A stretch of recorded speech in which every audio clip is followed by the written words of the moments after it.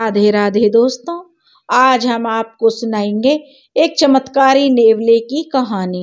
अगर आप हमारे चैनल पर नए हैं तो प्लीज हमारे चैनल को सब्सक्राइब करें, वीडियो को लाइक करें और शेयर करें। बहुत समय पहले की बात है। किसी नगर में एक साहूकार रहता था। वह साहूकार बड़ा ही परेशान था क्योंकि उसके 5 लड़के थे और सभी की शादियां हुए बहुत समय हो गया था, पर अभी तक उसके घर बच्चों की किलकारियां नहीं गूंजी थी। दोनों पति पत्नी बहुत पूजा पाठ करते, खूब दान पुण्य करते, जो जैसा उपाय बताता वैसा ही करते, पर अभी तक उनको कोई सफलता नहीं मिली थी। अब बहू बेटे भी इसी चिंता में रहते कि माता पिता की हर आज्ञा मानते और उनके बताए सभी उपाय पूरे मन से करते, फिर भी उन्हें अभी तक कोई भी जो संतान प्राप्ति नहीं हुई थी। एक बेटे के संतान ना हो तो चलो मान भी ले, पर यहाँ तो 5 के 5 बेटों की यही समस्या थी। किसी के भी एक भी पुत्र या पुत्री नहीं था। एक बार गांव में एक सिद्ध महात्मा आए। साहूकार अपने पूरे परिवार के साथ उन महात्मा जी के दर्शन के लिए गया। साहूकार ने अपने परिवार के साथ महात्मा जी की बहुत सेवा की, पर उनसे कुछ मांगा नहीं। महात्मा जी साहूकार की सेवा से बहुत प्रसन्न हुए। वे बहुत बड़े ज्ञानी थे। साहूकार के चेहरे को देखकर ही उनके मन की दशा को वो समझ गए। उन्होंने ध्यान लगाया और फिर बोले, बच्चा निराश मत हो, जल्दी तुम्हारे घर खुशियां आने वाली हैं। उन्होंने आंखें बंद की और एक अमरूद उनके हाथ में प्रकट हो गया। उन्होंने उस अमरूद को साहूकार को देते हुए कहा कि इसके 5 बराबर भाग करके अपने पुत्र वधुओं को खिला देना। साहूकार बहुत खुश हुआ और उसने जो महात्मा जी के चरण पकड़े और आशीर्वाद लिया और अपने घर की तरफ विदा हो लिया। घर आकर वह फल उसने अपनी पत्नी को देकर संत जी की कही हुई बात बता दी। साहूकार की पत्नी ने अभी अपनी बहुओं को बुलाया और अमरूद के 5 भाग करके उन्हें देते हुए कहने लगी, स्नान और पूजा के बाद इसे पूरी श्रद्धा के साथ ग्रहण कर लेना। यह महात्मा जी का आशीर्वाद है और मुझे पूरा जो विश्वास है कि इस बार तुम्हारी गोद जरूर भरेगी। सभी बहुओं ने अपनी सास की बात मान ली और उनके मन में फिर भी संशय था। आज तक क्या उपाय नहीं किए, पत्थर पत्थर पूजा, पर कोई फायदा नहीं हुआ। जो भी बताया सब किए। जब इतने जतन करने पर भी भगवान ने उनकी नहीं सुनी तो ये अमरूद की फांक से क्या होगा। अब बहुओं के मन में जरा भी आशा नहीं थी और ना ही कोई श्रद्धा थी। अब जो सास की बात तो उन्होंने मान ली, लेकिन उनके मन में तो शक आ चुका था कि अमरूद खाने से भी कहीं भला संतान पैदा होती है। वैसे तो साहूकार की बहुएं हमेशा अपनी सास की बात मान लिया करती थी। इस बार भी वह उनकी बात मानने वाली थी, पर उनके मन में श्रद्धा नहीं थी। तभी उनकी पड़ोसन वहां आई और महात्मा जी के बारे में बताने लगी कि देखो, ये महात्मा जी तो कोई दिव्य आत्मा मालूम होते हैं। आज तो सारे गांव में उनके चमत्कार की चर्चा हो रही है। जानती हो जीजी आज क्या हुआ? आज सुबह जो धर्मराज की गाय खो गई। बेचारा बहुत दुखी था। एक तो गाय नहीं मिल रही, ऊपर से उसकी पत्नी बीमार। अकेली जान क्या क्या करे। तो वह महात्मा जी के पास अपनी समस्या लेकर गया तो उन्होंने उसकी पत्नी के लिए एक पुड़िया दी और गाय के बारे में बताया कि उसकी गाय भटकते भटकते दूसरे गांव की सीमा तक जा पहुंची थी और वहां किसी ने उसे पकड़ लिया। उन्होंने उस घर की पहचान भी बताई जहां उनकी गाय बंधी हुई थी। फिर धर्मराज जो गांव के कुछ लोगों को साथ लेकर जब उस दूसरे गांव में पहुंचा तो गाय बिल्कुल सही सलामत उसी घर में बंधी हुई मिली जहां महात्मा जी ने बताई थी। उनकी दी पुड़िया से जो उसकी पत्नी भी ठीक हो गई। हर कोई उनके बारे में बात कर रहा है। मैं तो कहती हूँ जीजी, तुम भी जाकर उनके पैर पकड़ लो, तुम्हारा भी भला हो जाएगा। तब सेठानी बोली, महात्मा जी का आशीर्वाद तो जी हमें मिल गया है और मैं तो भगवान से प्रार्थना करती हूँ कि जल्दी ही मेरे घर में खुशियाँ ही खुशियाँ होंगी। यह बात सुनकर सभी बहुएं बहुत प्रभावित हुईं और सभी ने स्नान पूजा के बाद महात्मा जी के दिए प्रसाद को पूरी श्रद्धा के साथ ग्रहण कर लिया। पर सबसे छोटी बहू को पता नहीं था कि उसके हिस्से में अमरूद का जो भाग आया है उसे उसके खाने से पहले ही एक नेवला झूठा कर गया था। पूरे 9 महीने बाद सभी जेठानियों के घर सुंदर सुंदर बेटे हुए और उस सबसे छोटी बहू के घर में एक नेवले ने जन्म लिया। यह देखकर सब हैरान थे कि यह क्या हुआ। सास ससुर पति सभी उससे बहुत नाराज हुए। सास बोली, बहू तुमने मेरी बात को नहीं माना, जरूर तुम्हारे मन में महात्मा जी के प्रति श्रद्धा नहीं थी, तभी तो तेरे पेट से नेवला पैदा हुआ है। और पति भी उस पर खूब नाराज हुआ। जब वही फल तुमने खाया वही फल सभी मेरी भाभियों ने खाया, फिर उनके घर तो लड़का और तेरे पेट से नेवला कैसे पैदा हुआ? कुछ भूल तो तुमने जरूर की है। वह छोटी बहू बेचारी सबको समझाती रही कि उसने तो वही किया था जो उसकी सास ने कहा था और बाकी सब जो विधि का विधान है, और उसने सबके साथ में पूरी विधि विधान से पूजा भी की और उसके बाद पूरी श्रद्धा के साथ उसने फल भी खाया था। यह विपरीत परिणाम क्यों आया यह मैं नहीं जानती कि मेरे साथ ऐसा क्यों हुआ है। अब यह नेवला उसके पेट से पैदा हुआ है, इसलिए वह इसे अपना बच्चा मानती है। छोटी बहू कहने लगी कि मैंने इसको जन्म दिया है, इसलिए यह मेरी औलाद है और मैं इसकी वैसे ही देखभाल करूंगी जैसे अपने बेटे की करती। नाराज होकर उसके पति और सास ससुर ने सबने उसे घर से निकाल दिया। बेचारी अपने भाग्य को दोष देते हुए गांव के बाहर एक झोपड़ी बनाकर रहने लगी। साथ ही उस नेवले को वह छोटी बहू अपने बच्चे की तरह पालने लगी। उसके पति ने भी जो गांव छोड़ दिया और वह दूर देश जाकर रहने लगा और उसने दूसरा विवाह कर लिया। बेटे के जाने के बाद साहूकार ने उसका हिस्सा छोटी बहू को दे दिया जिससे उसका गुजारा हो सके, क्योंकि उस बेचारी के पास ना तो पति था और ना ही परिवार और ना ही कोई संतान थी। उसके जीने का अब एकमात्र सहारा उसका नेवला बेटा था जिसे वह बेटे की तरह पाल रही थी। जेठ जेठानियां उसके साथ सहानुभूति रखते थे। सास ससुर का व्यवहार भी समय के साथ ठीक हो गया और अपने चारों भाइयों के साथ अब जो नेवला भी बड़ा होने लगा। धीरे धीरे समय बीत रहा था और सभी बच्चे बड़े हो गए। जेठानियों के लड़के बड़े हुए तो धन कमाने और व्यापार करने के लिए दूर देशों की यात्रा पर चले गए और नेवला भी अपने भाइयों के साथ दूसरे देश जाना चाहता था। पर नेवला की माँ इस बात से सहमत नहीं थी। वह कहने लगी, बेटा मैं तुझे अपने से दूर कैसे भेजूंगी।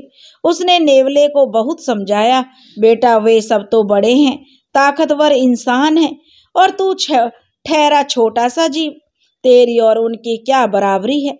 मैं तुझे कहीं नहीं जाने दूंगी, मेरा तो बस तू ही एक सहारा है। कौन जाने रास्ते में क्या मुसीबत आ जाए। लंबा रास्ता, रास्ते में तुझे घने जंगल नदियां पहाड़ मिलेंगे। जंगली जानवरों के साथ साथ कुत्ते बिल्ली का भी खतरा है। कहीं कोई तुझे मार कर खा गया तो बेटा मेरा क्या होगा, कभी सोचा भी है। नेवले ने काफी कोशिश की, पर जब उसकी माँ उसे भेजने को तैयार नहीं हुई तो एक रात वह नेवला चुपचाप घर छोड़कर चला गया। उसे अपने भाइयों को दिखाना था कि वह उनसे किसी भी तरह से कम नहीं है। बात बात पर भाई उसका मजाक उड़ाते थे कि वह जिंदगी में कुछ नहीं कर सकता, सारी उम्र वह अपनी माँ पर बोझ बनकर रहेगा। उसके कारण ही आज उसकी माँ के जीवन में केवल दुख ही दुख है। अब नेवले ने सोच लिया था कि वह अपनी माँ को हर सुख देगा। इसके लिए उसे धन की जरूरत होगी और धन कमाने के लिए काम करना जरूरी था। नेवला छोटे ही भले था, पर उसके पास बुद्धि बहुत थी और यही उसकी असली पूंजी थी। जिसके भरोसे वह इतना बड़ा खतरा उठा रहा था। चलते चलते रास्ते में अब नेवले को भूख प्यास लगने लगी। घना जंगल, रात का समय, चारों तरफ अंधेरा ही अंधेरा था। तभी उसकी मुलाकात एक सांप से हो गई। सांप और नेवले की तो दुश्मनी बरसों पुरानी है। सांप से उसकी भयंकर लड़ाई हुई। अंत में नेवला ने सांप को मार दिया। जिस पेड़ पर उस सांप का बिल था, वहीं पर एक चिड़िया भी रहती थी, जो उस सांप को से जो बहुत परेशान थी। वह सांप उसके अंडे खा जाता था। ना जाने कितनी बार वह सांप उस चिड़िया के अंडे खा चुका था। सांप और नेवले की लड़ाई वह चिड़िया भी देख रही थी। इस लड़ाई में चोट नेवले को भी आई थी और वह मदद के लिए चिड़िया नेवले के पास आई और बोली कि यह सांप बड़ा दुष्ट था। इसने हम सबका जीना मुश्किल कर रखा था। इसे मारकर तुमने हमारी बड़ी सहायता की है। उसने आसपास रहने वाले अपने सभी मित्रों को बुलाया और नेवले के खाने पीने की व्यवस्था की। इस तरह नेवला अपने नए मित्रों की सहायता से उस घने जंगल को आसानी से पार कर गया और एक नगर में जा पहुंचा। यहाँ वह काम की तलाश करने लगा।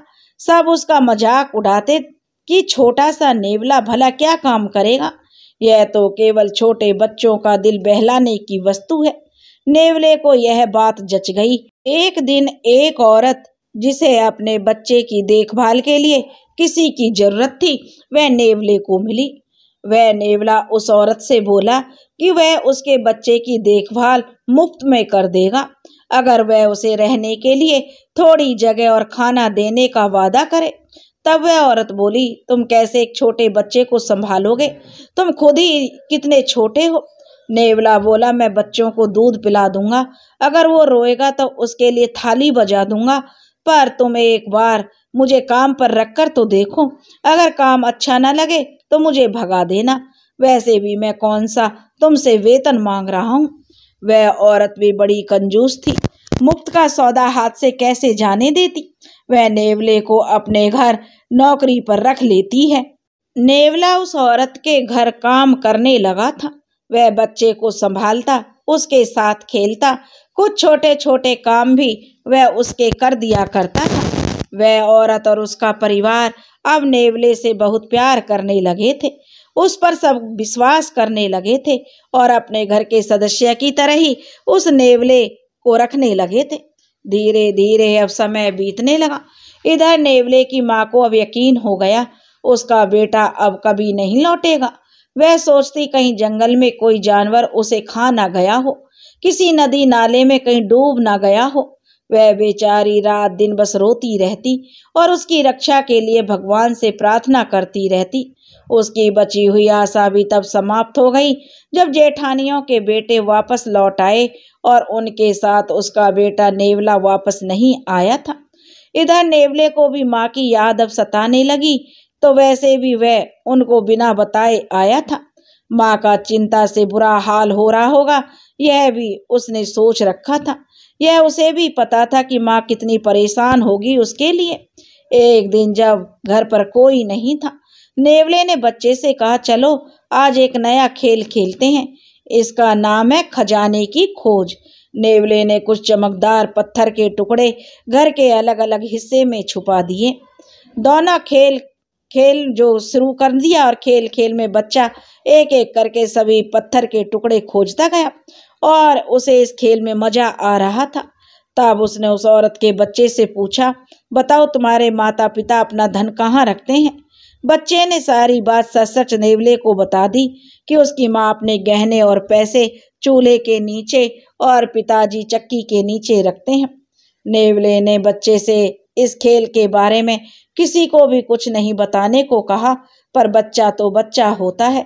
आज जब माता पिता घर आए तो बच्चे ने सबसे पहले यही बात दोनों को बताई और वह औरत सोचने लगी, कहीं नेवले ने कुछ गड़बड़ तो नहीं की।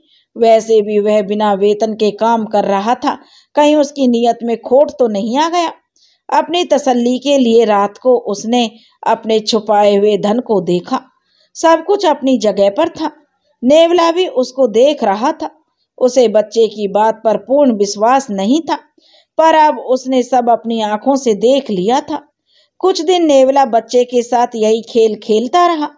जब अपने माता पिता से इस बारे में वह बात करता तो कुछ दिन वह सचेत रहे, फिर वह हर रोज की तरह यह बात होने लगी तो इसे उन्होंने सामान्य खेल की तरह समझ लिया कि यह तो रोज की बात है और खेल की बात है। इसलिए अब वो चिंता मुक्त हो गए। उन्हें कोई भी परेशानी नहीं थी अपने धन के जो गायब होने की। नेवला इसी तरह से प्रतीक्षा करता रहा। एक दिन वह उस घर के मालिक से बोला कि मालिक, मुझे कुछ दिन की छुट्टी चाहिए। मुझे माँ की बड़ी याद आ रही है। कुछ दिनों से वह मेरे सपने में लगातार दिखाई दे रही है। पता नहीं मेरे पीछे कौन उनका ध्यान रखता होगा। मुझे यहाँ रहते हुए काफी समय बीत चुका है। अब मेरे भाई भी लौट आए होंगे और उनको मेरी चिंता सता रही होगी। मैं जानता हूँ, वह नेवला जो दुखी होकर बोला। मालिक हैरान होकर बोला, तुम्हारी माँ भी है नेवले? तब नेवले ने अपने जन्म की सारी कहानी उनको सुनाई। वह व्यक्ति और वह स्त्री नेवले की कहानी सुनकर बड़े हैरान हुए। तब उस स्त्री ने कहा, तभी तुम्हारी जो भाषा है हमारी जैसी है। तुम इंसानों की भाषा बोलते और समझते हो। हम दोनों जो खुश हैं कि तुमने हमें अपनी सच्चाई बताई। वे दोनों खुशी खुशी अब नेवले को भेजने को तैयार हो गए। उन दोनों ने कहा, इतना समय तुमने हमारी बड़ी सेवा की है, बताओ तुम्हें क्या चाहिए? नेवला बोला, मालिक, मैं तो आपके प्यार से ही खुश हूँ। मुझे और किस चीज की इच्छा नहीं है। इतना समय आपके साथ यहाँ रहा, कभी लगा नहीं कि यह मेरा परिवार नहीं है। मुझे इतना प्यार देने के लिए आपका बहुत बहुत धन्यवाद। आप तो बस अब जाने की आज्ञा दीजिए। तब वह महिला बोली, कुछ तो तुम्हें लेना होगा। ऐसे खाली हाथ तो तुम्हें हम जाने की आज्ञा नहीं दे सकते नेवले। जब वह औरत नहीं मानी तो नेवला बोला, आप दोनों इतना ही कह रहे हो तो ठीक है, मुझे अपनी वो लंगड़ी घोड़ी दे दीजिए। इससे आपकी बात भी रह जाएगी और मुझे भी जाने में सुविधा हो जाएगी। तब वह व्यक्ति बोला, उस घोड़ी का तुम क्या करोगे? तब वह तो जो ठीक से चल भी नहीं पाती, वह मेरे पास उससे भी अच्छा काला घोड़ा है, ले जाना है तो तुम उसे ले जाओ। फिर वह औरत जो कंजूस थी सोचने लगी, यह नेवला कितना मूर्ख है। मांगा भी तो क्या मांगा, पहले बिना वेतन के मेरे यहाँ नौकरी की और अब जब हम अपनी खुशी से कुछ देना चाहते हैं तो यह मूर्ख धन और कीमती वस्तुओं को छोड़कर उस बेकार घोड़ी को मांग रहा है जिससे हम खुद छुटकारा पाना चाहते हैं। काम तो उसका कुछ है नहीं, बिना वजह खाने का खर्चा ही होता है, सो अलग। यह तो बहुत ही अच्छा सौदा है। घोड़ी से भी हमें छुटकारा मिल जाएगा और नेवले को भी खाली हाथ भेजने का मलाल नहीं रहेगा। अब उस औरत ने अपने पति को चुप रहने का इशारा किया और फिर धीरे से उसके कान में बोली, रहने दो, क्यों बात बिगाड़ रहे हो? जब इसकी खुशी इसी में है तो इसी लंगड़ी घोड़ी को इसे दे दो। उसका पति बोला, यह नेवला तो नासमझ है। इतने समय से यह हमारे साथ रहकर भी यह मूर्ख ही रहा, पर इसमें इसका भी क्या कसूर है? बेचारा जानवर जो ठहरा, पर हमको तो उसके साथ छल नहीं करना चाहिए। कितनी सेवा की है इसने हमारी। तब वह कंजूस औरत बोली, आप ऐसा क्यों सोच रहे हैं? हम कोई छल नहीं कर रहे जी। वैसे भी हम थोड़ी ना उसे घोड़ी दे रहे हैं, वह तो खुद ही मांग रहा है। अब ज्यादा दानवीर मत बनो। घर में से मुसीबत अपने आप जा रही है तो उसे जाने दो। वैसे भी इस घोड़ी को घर से निकालने पर हम विचार ही कर रहे थे। अच्छा है जो नेवला इसे ले जाए, हम पर इसका उपकार भी नहीं रहेगा और उस बेचारी घोड़ी को भी घर मिल जाएगा। अब वह आदमी अपनी औरत की बात से सहमत हो गया। उस व्यक्ति ने वह घोड़ी नेवले को देकर उसे विदा किया। इधर जैसे ही नेवला अपने गांव के करीब पहुंचा, जब उसे लंगड़ी घोड़ी के साथ आते हुए देखा तो सब उसका मजाक उड़ाने लगे कि देखो नेवला क्या कमा कर लाया है। अरे घोड़ी भी अपनी जैसी लाया है जो किसी भी काम की नहीं है। नेवला उन सब की बातें सुनकर हंसते हुए बोला, तुम जाकर मेरी माँ को बता दो कि उसका बेटा परदेश से लौट आया है और अपने साथ बहुत बड़ा खजाना लाया है। माँ को बोलो मेरी को कि वो जो एक चबूतरा बनाए सुंदर सा और एक मोटा सा डंडा उस पर तैयार रखे। जब उसकी माँ को उसके नेवले के आने की खबर मिली तो वह दौड़ते हुए अपने बेटे के पास आई, और जब सब जेठ जेठानियों को यह खबर मिली कि नेवला वापिस आ गया है और अपने साथ एक लंगड़ी घोड़ी भी लाया है, तो वह भी जो नेवले का तमाशा देखने के लिए आ गए। चारों तरफ लोग नेवले का मजाक उड़ा रहे थे और वह मुस्कुरा रहा था। उसने कारीगर से बात करके घर के बाहर एक चबूतरा बनवाया और अगली सुबह ही सबको वहां पर इकट्ठा होने के लिए बुलाया। जब सब लोग अगली सुबह वहां आ गए तब नेवले ने अपनी जादूगरी दिखानी शुरू की। जैसे ही वह घोड़ी को डंडे से मारता, वह सोने चांदी के सिक्के और गहने निकालती। यह देखकर अब सब लोगों के आश्चर्य का ठिकाना नहीं था कि यह घोड़ी जो लीद की जगह सोना चांदी निकालती है, अब तो सब नेवले से ही वह घोड़ी मांगने लगे। यह धन दौलत देखकर जेठानियों के मुंह बन गए। एक छोटा सा नेवला उनके लड़कों पर भारी पड़ रहा था।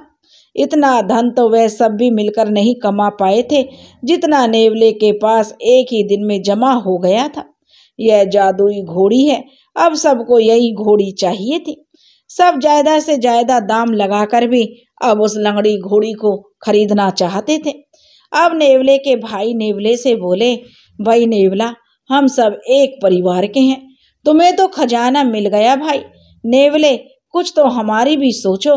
काफी मान मनुहार के बाद नेवला अपनी लंगड़ी घोड़ी को 5,000 में एक दिन के लिए देने के लिए अपने भाइयों को तैयार हो गया और कहने लगा कि पर उसकी एक शर्त है। नेवले ने अपने भाइयों से एक विचित्र शर्त रखी कि इस घोड़ी में जादुई शक्ति है, इसलिए यह घोड़ी मुझे बहुत प्रिय है। मैं तुम्हें एक दिन के लिए यह घोड़ी देता हूँ, लेकिन ध्यान रहे रात में इसे अकेला मत छोड़ना। इसके दाने पानी का उचित प्रबंध करना, और सबसे जरूरी बात, किसी भी हालत में इसके पास उबासी लेने की गलती मत करना, नहीं तो इसका सारा जादू खत्म हो जाएगा। यह सब जानकर नेवले की माँ घोड़ी देने के पक्ष में नहीं थी। उसने अपने बेटे को मना किया, लेकिन नेवला नहीं माना। अगर ऐसा हुआ तो तुम्हें मुझे 5,000 रुपयों का अतिरिक्त हर्जाना देना होगा। अगर मेरी बात स्वीकार हो तो भाइयों ले जाओ मेरी घोड़ी को। और चारों भाई नेवले की बात पर सहमत हो गए। शाम के समय वे उस लंगड़ी घोड़ी को अपने घर ले आए। सब खुश थे कि आज घोड़ी का पूरा ध्यान रखेंगे। अगले दिन होने वाली धन वर्षा के बारे में सोच सोच कर ही उनकी नींद गायब हो चुकी थी। जैसे जैसे रात होती गई, सारा घर नींद के आगोश में चला गया, पर चारों भाई जाग रहे थे। करने को तो अब कुछ नहीं था। सभी के शरीर में जो आलस होने लगा था, तब उन्होंने बारी बारी से घोड़ी का ध्यान रखना शुरू किया। पहला भाई पहरा देने लगा तो बाकी के सो गए। जब 2 पहर बीत गए तो उसने दूसरे को जगाया। उसी समय चारों ने पहरा दिया और रात्रि का समय निकाल लिया, पर रात्रि में उनसे भूल हो गई। नेवले ने कहा था कोई भी घोड़ी के पास उबासी मत लेना, पर यहाँ तो सभी यह भूल कर चुके थे, परंतु एक दूसरे से वह सभी यह बात छुपा रहे थे। वैसे भी उन्हें नेवले की यह बात तर्क संगत नहीं लग रही थी। नेवले की तरह उन्होंने भी अगले दिन सुंदर सा चबूतरा चिनवाया और मोटा सा मोगरा बनवाया और प्रभु का नाम लेकर हो गए शुरू। पर यहाँ तो मोगरा लगते ही घोड़ी सोने चांदी की जगह लीद पर लीद करने लगी। नेवला भी यह तमाशा देखने के लिए वहां आ गया था। यह सब देखकर उसने शोर मचा दिया कि ये तुम लोगों ने क्या कर दिया भाई मेरी घोड़ी के साथ। मैंने तो पहले ही तुम लोगों को समझाया था कि घोड़ी का ध्यान रखना। अब देखो क्या हुआ, मेरी घोड़ी का सारा जादू समाप्त हो गया। अब इसके लिए तुम्हें मुझे हर्जाना देना होगा। अब बेचारे चारों लड़के ना इधर के रहे ना उधर के, घोड़ी से भी कुछ नहीं मिला, ऊपर से 10,000 भी गए। सबके सामने बात हुई थी, इसलिए अपनी बात से मुकर भी नहीं सके। उन्होंने नेवले को हर्जाना देना पड़ा। फिर खुद पर भी उन्हें शक हुआ, क्योंकि उबासी तो रात में सभी ने ली थी। कौन जाने नेवला सच्ची कह रहा हो, उसकी गलती के कारण ही घोड़ी का जादू खत्म हुआ हो। बाद में नेवले की माँ ने दुखी मन से उससे पूछा, बेटा नेवला, तेरा तो बहुत बड़ा नुकसान हो गया। मैं तो पहले ही तुझे घोड़ी देने से मना कर रही थी, पर तू नहीं माना। वे तो फिर भी इंसान है बेटा, मेहनत मजदूरी करके धन कमा लेंगे, पर तू तो ठहरा छोटा सा नेवला। अगर वह घोड़ी तेरे पास रहती तो जीवन भर तुझे कुछ काम नहीं करना पड़ता, तेरा जीवन आराम से कट जाता बेटा। नेवला बोला, अरे माँ, तू क्यों चिंता करती है? हमारे पास धन की कोई कमी नहीं है और मैं इससे और धन कमाऊंगा। देखना, मैं जल्दी ही कोई व्यापार शुरू करूंगा, फिर देखना कैसे मेरी माँ रानी बनकर रहेगी। माँ अब भी परेशान थी। तब नेवला बोला, माँ तुम परेशान मत हो। माँ, बुद्धि से बढ़कर कुछ नहीं है। धन कमाने के लिए वही चाहिए और ईश्वर की कृपा से तेरे बेटे के पास बहुत बुद्धि है। माँ बोली, बेटा बुद्धि अकेली क्या करेगी, जब साथ देने के लिए तो जो सक्षम शरीर भी पास हो ना। नेवला हंसा और बोला, मेरी भोली सी माँ, तुम बुद्धि का चमत्कार देखकर भी नहीं समझ पाई तो कि बलवान कितनी होती है बुद्धि। जिसके पास बुद्धि है वह बलवान भी है और जो बुद्धिमान भी है। माँ बोली, बेटा ना तो मुझे तेरी बात समझ में आ रही है और ना ही तेरे चमत्कार। नेवला जोर से हंसा और बोला, माँ तुम सच में कितनी भोली भाली हो, तभी तो मुझे इतना प्यार दिया है तुमने। अगर कोई और होती तो शायद पैदा होते ही मुझे त्याग देती। नेवला बोला, माँ ध्यान से मेरी बात सुनो। माँ, उस घोड़ी में कोई जादू नहीं था और ना ही उसमें कोई चमत्कार था। वह तो एक साधारण सी घोड़ी है जो ठीक से चल भी नहीं सकती।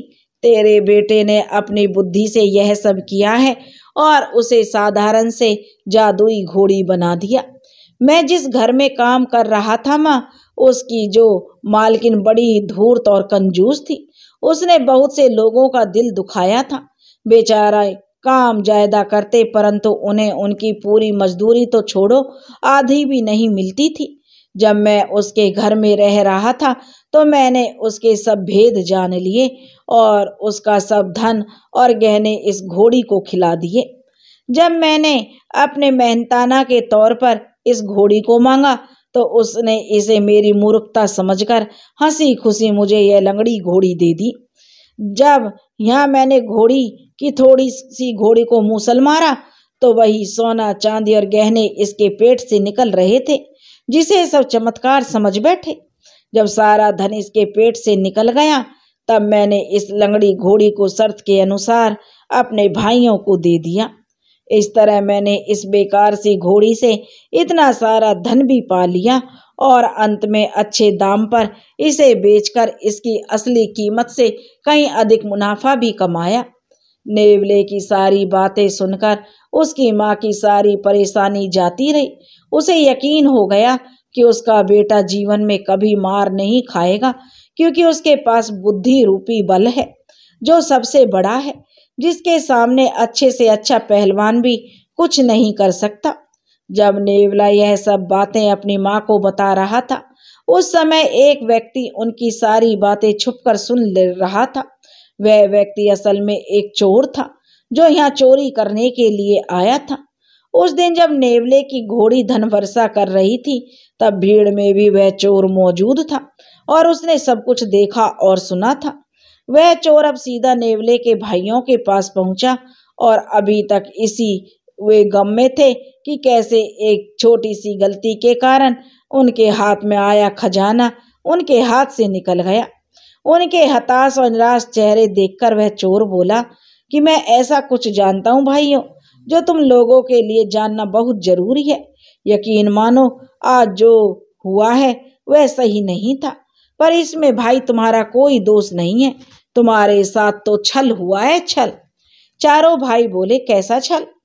तब वह चोर बोला कि अगर इस जानकारी के बदले आप मुझे 500 रुपये दोगे तभी मैं बताऊंगा कि किसने तुम्हारे साथ छल किया है। एक भाई बोला, रहने दो भाई, वैसे ही आज हमारा इतना बड़ा नुकसान हो गया है और अब तुम आ गए हमें मूर्ख बनाने। जाओ यहाँ से, हमें कुछ नहीं सुनना चाहते।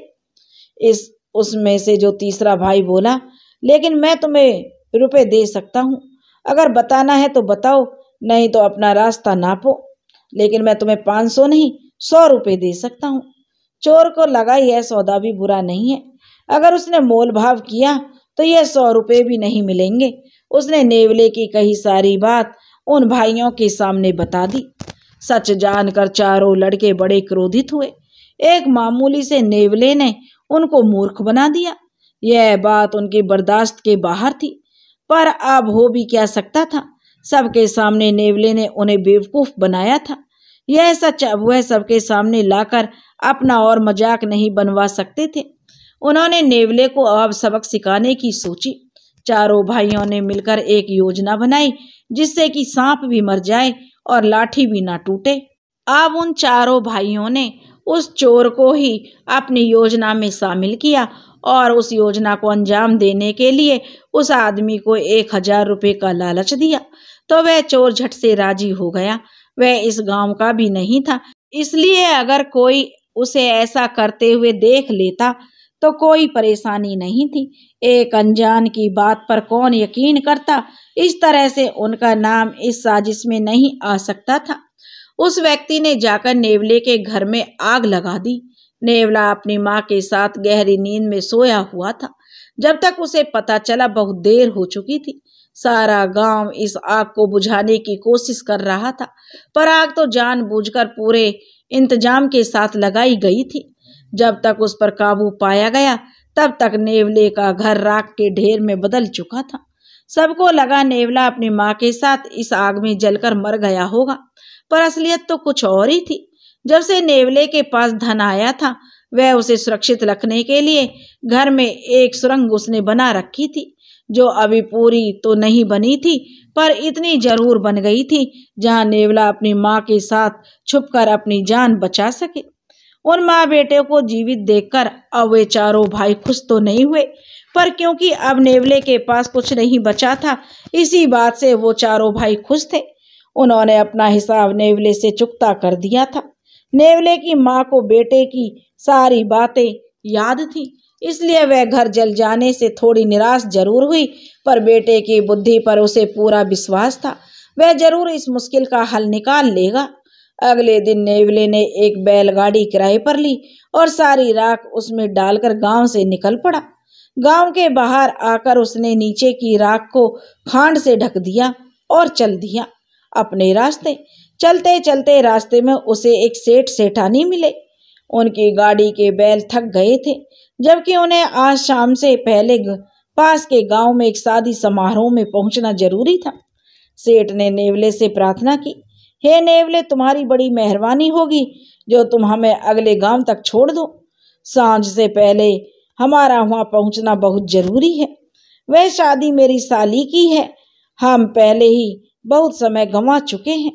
अगर आज हम समय पर नहीं पहुंचे तो जिंदगी भर का उलाहना हो जाएगा और ससुराल में इज्जत घटेगी।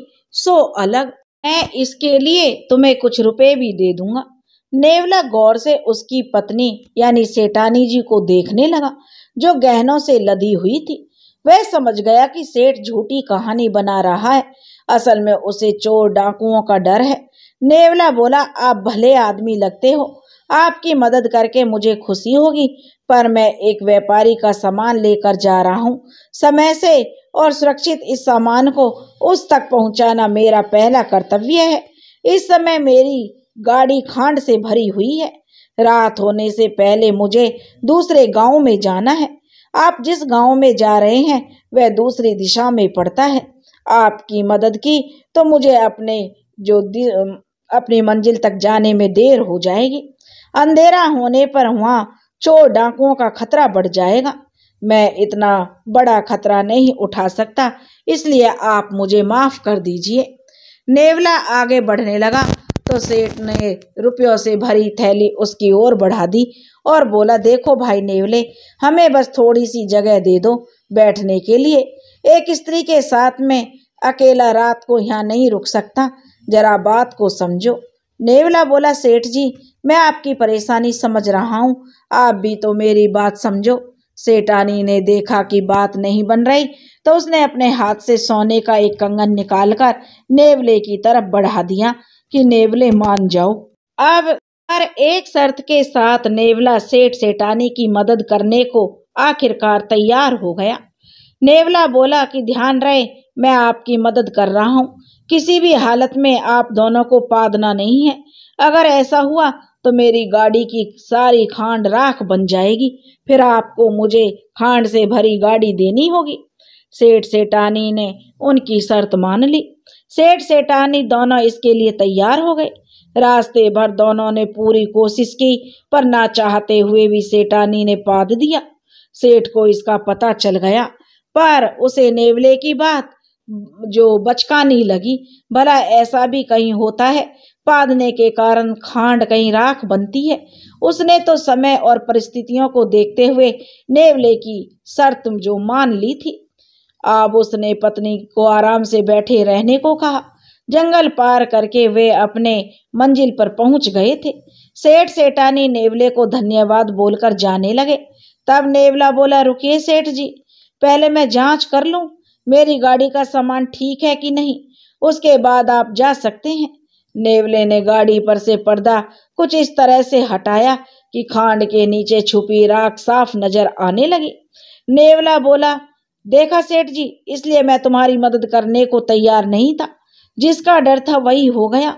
अब मैं उस व्यापारी को क्या जवाब दूंगा। सेठ जी बोले कि नेवले भाई, मेरी पत्नी से गलती हो गई, पर तुम चिंता मत करो, जैसा पहले तय हुआ था मैं तुम्हारी इस गाड़ी को फिर से खांड से भर दूंगा, साथ में इनाम भी दूंगा। तुम्हारे कारण हम सुरक्षित लौट आए हैं।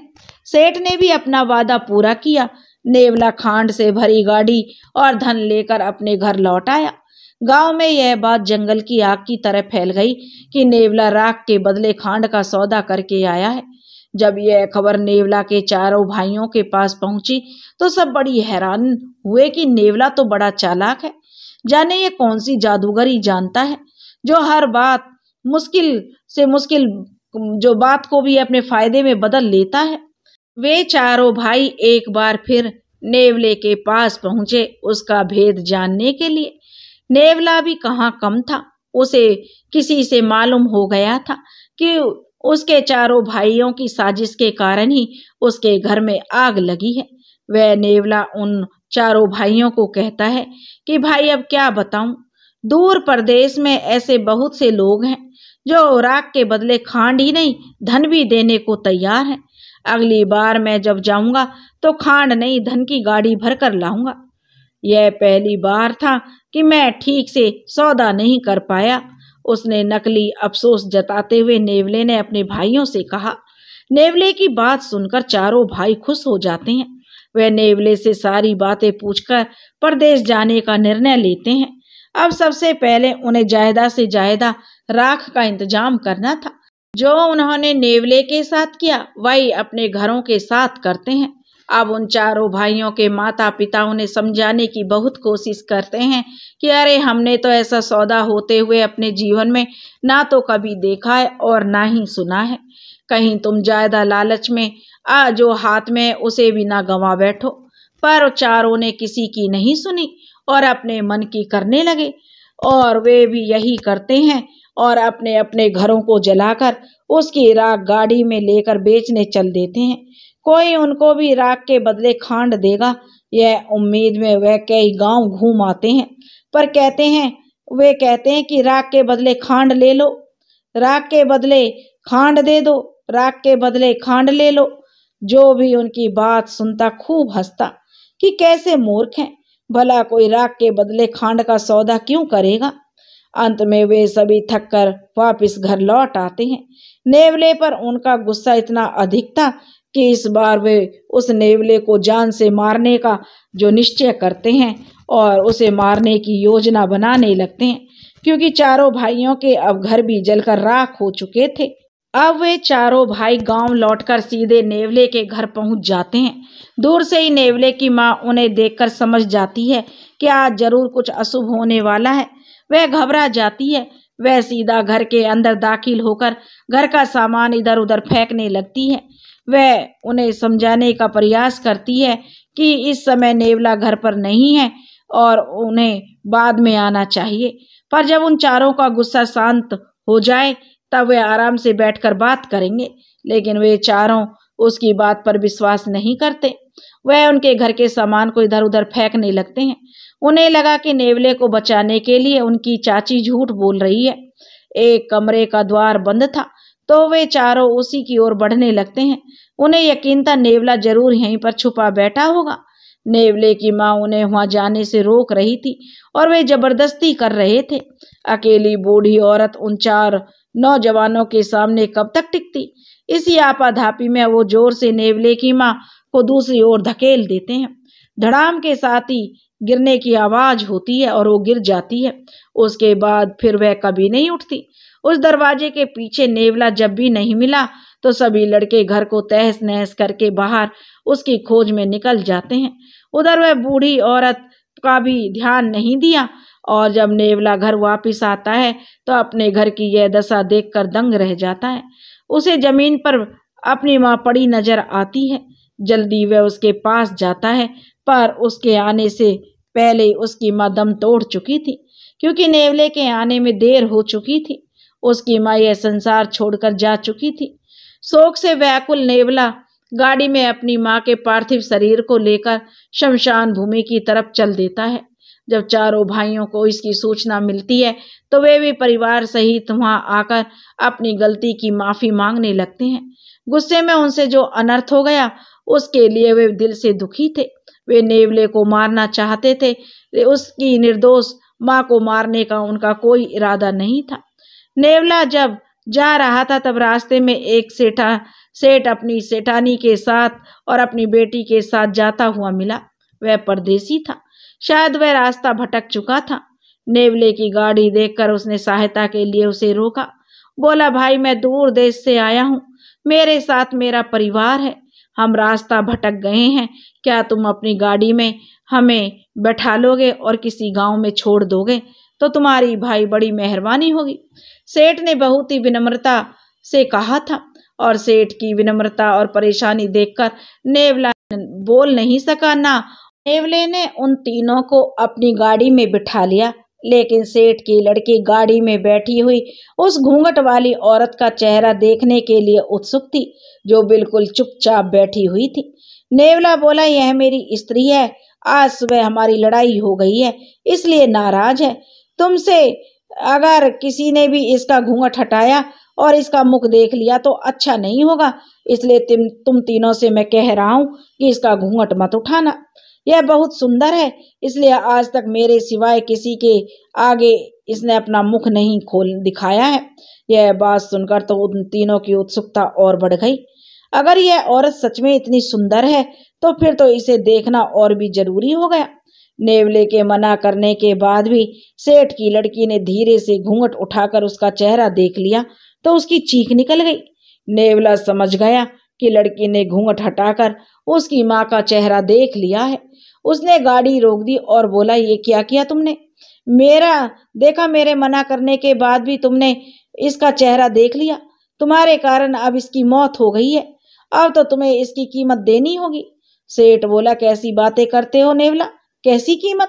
नेवला बोला, तुम्हारी बेटी के कारण मेरी स्त्री नहीं रही, अब तुम्हें इसका विवाह मेरे साथ करना होगा। तब वह कहने लगा, सेठ जी क्या कह रहे हो? नेवला बोला, मेरी स्त्री के बदले अब तुमको अपनी बेटी देनी होगी। सेठ बोला, पागल हो क्या, मैं ऐसा नहीं करूंगा। तू नेवला है और तेरे को मैं अपनी जान से प्यारी बेटी क्यों देने लगा? तब वह बोला, ठीक है, पहले भी तुमने मेरी बात नहीं सुनी और अब भी नहीं मान रहे हो, तो जाओ, आज से 3 दिन बाद तुम्हारी यह बेटी भी मर जाएगी, साथ ही तुम दोनों भी नहीं बचोगे। तुम तीनों की मौत आज से 3 दिन के बाद हो जाएगी। अब सेठ और नेवले में बहस होने लगी। नेवला बोला, समझाना मेरा काम था, मानो या नहीं मानो ये तुम पर है। अब तुम्हारे परिवार के साथ कोई अनहोनी हुई तो इसके लिए तुम जिम्मेदार होगे, मैं नहीं। नेवले की बात सुनकर माँ बेटी डर गईं। माँ बेटी से बोली, बेटी जान है तो जहान है, अगर तुझे कुछ हो गया तो हम तो वैसे भी जीते जी मर जाएंगे, मुझे अपनी चिंता नहीं है, बेटी तेरी फिक्र है। हमने तो फिर भी जीवन में बहुत कुछ देख लिया, पर तेरी उम्र ही क्या है। अगर इस नेवले की बात सच हो गई तो आज से तीसरे दिन तू मर जाएगी। इसलिए हमारे लिए ना सही, अपने प्राणों की रक्षा के लिए तो इस नेवले की बात मानकर इससे शादी कर ले। वैसे भी गलती तो तुझसे हुई है ना तू घूंघट उठाती और ना ही इसकी स्त्री मरती। शायद ईश्वर ने यही लिखा है तेरे भाग्य में। माँ बेटी गले मिलकर खूब रोने लगी। बेटी बोली, माँ तुम ठीक कहती हो, शायद यही सजा है मेरी गलती की। मेरे कारण मेरे माता पिता मर जाएं, यह मैं कैसे बर्दाश्त कर सकती हूँ। तुम पिताजी को बोल दो मैं इस नेवले से शादी करने को तैयार हूँ। माता पिता केवल जन्म दे सकते हैं, कर्म का लिखा कोई नहीं मिटा सकता। बेटी की सहमति पाकर सेठानी अपने पति के पास गई और सेठानी ने सेठ जी को एक किनारे ले जाकर उन्हें समझाया, देखो जी, मुझे लगता है आपको इस नेवले की बात मान लेनी चाहिए। मुझे इसमें कोई भी यह नेवला साधारण जीव नहीं लगता, जरूर कुछ बात है इसमें। इसकी बात ना मानकर पहले हम मुसीबत में पड़ चुके हैं। अब यह जो बोल रहा है उस पर ध्यान दो, जान से बढ़कर कुछ नहीं होता।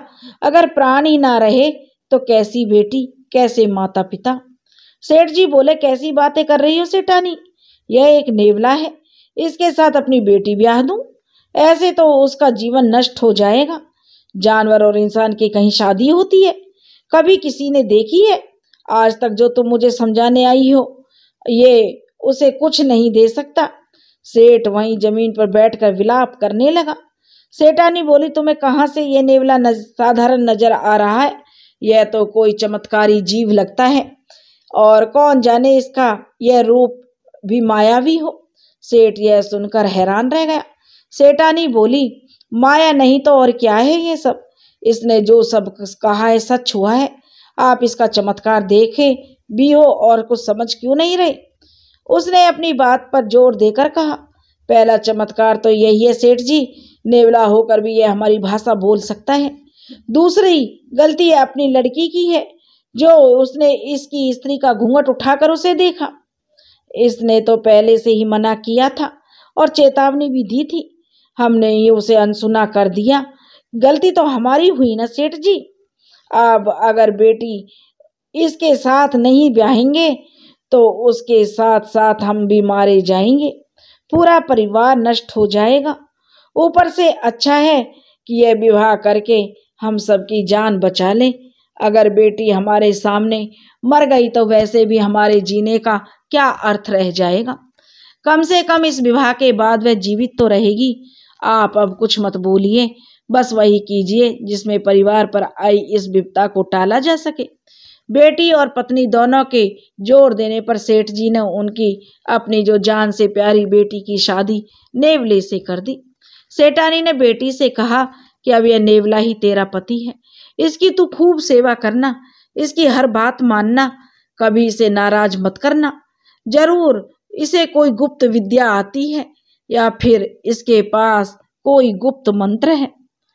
प्रेम से इसका भेद जानने की कोशिश करना, मुझे यकीन है यह तुझे सुखी रखेगा।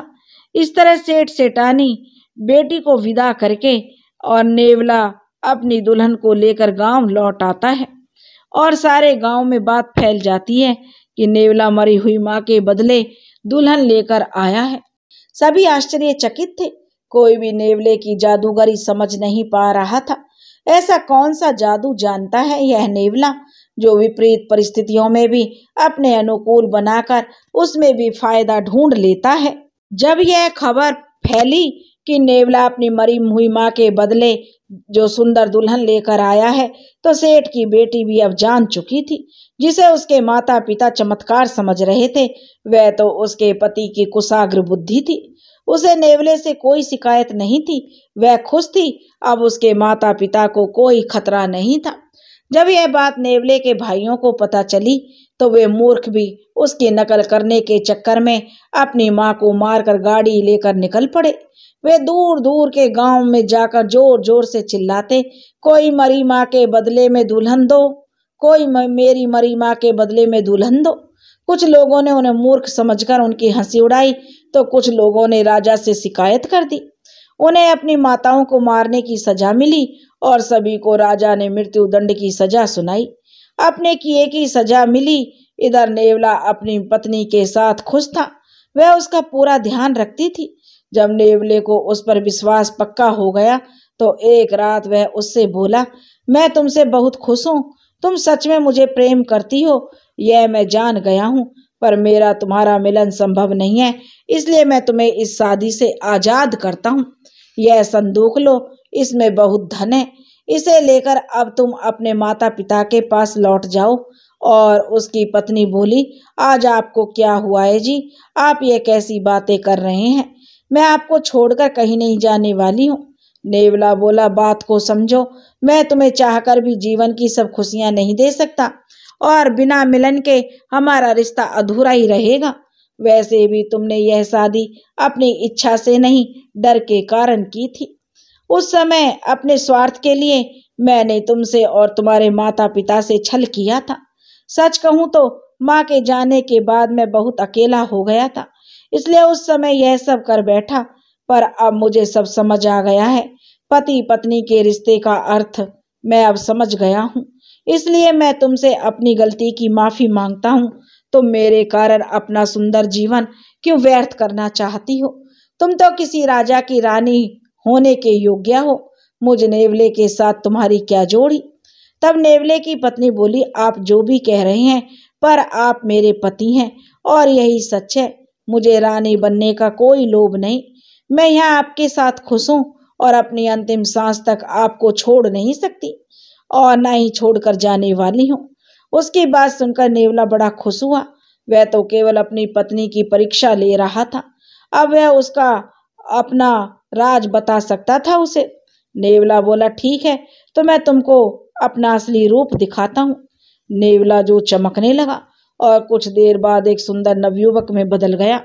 वह बोला, मेरा जन्म एक महात्मा के आशीर्वाद से हुआ था, पर मेरी माँ जब तक उनका दिया प्रसाद खाती तब एक नेवला उसे झूठा कर गया, इसलिए मैंने नेवले का शरीर पाया।